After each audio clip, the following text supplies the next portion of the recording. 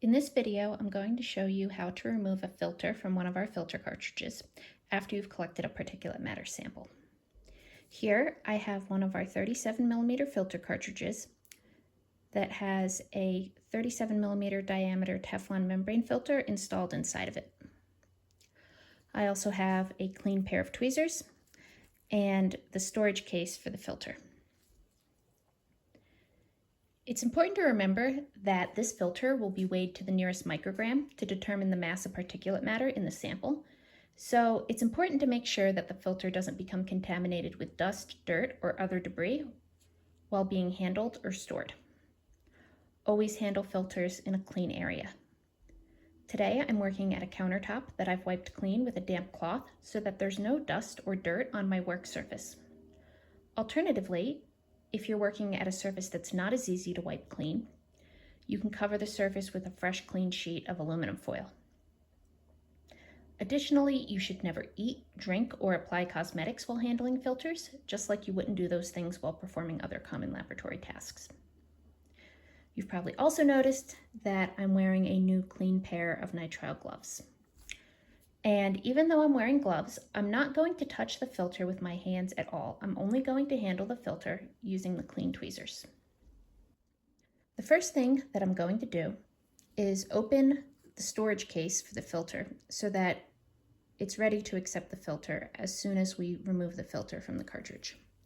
So I'm going to take the storage case, I'm going to open it by prying these tabs on the front apart with my thumbs, and I'm going to check the inside of the storage case to confirm that it's clean, that I don't see any dust, dirt, or other debris on the inside of this case that could contaminate the filter. If I did see any dust, dirt, or debris on the inside of this case, I would wipe it out with a damp Kim wipe.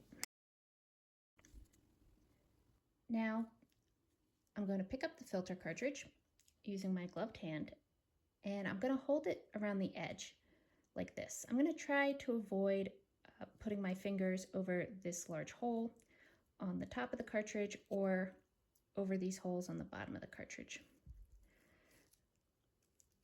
So to get the filter out of the cartridge, we need to separate the upper half of the cartridge from the lower half. And we need to do this without dropping or damaging the filter.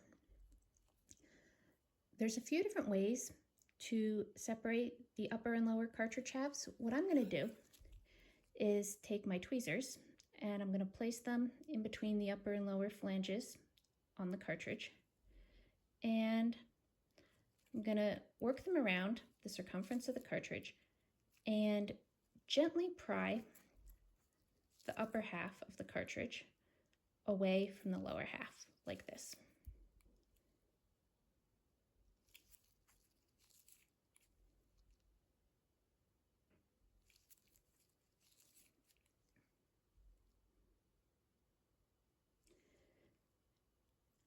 Now, I'm going to grab the upper half and lift it straight up off the lower half. It's important to lift the upper half of the cartridge straight up and avoid dragging it across the filter membrane because you could damage your sample. Now I'm going to take my tweezers, I'm going to insert them into the lower half of the cartridge. I'm going to pick up the filter and I'm going to grip it by the plastic support ring that runs around the outside edge. It's easiest to do this with a pair of tweezers that have a sharp point at the end like these ones, but you need to be careful not to touch the filter membrane with the tweezers because you could poke a hole through the membrane accidentally, and we don't want to do that. So I'm going to grip the filter by the plastic support ring. I'm going to lift it up out of the lower half of the cartridge. I'm going to place it directly in the case, and I'm going to shut the case.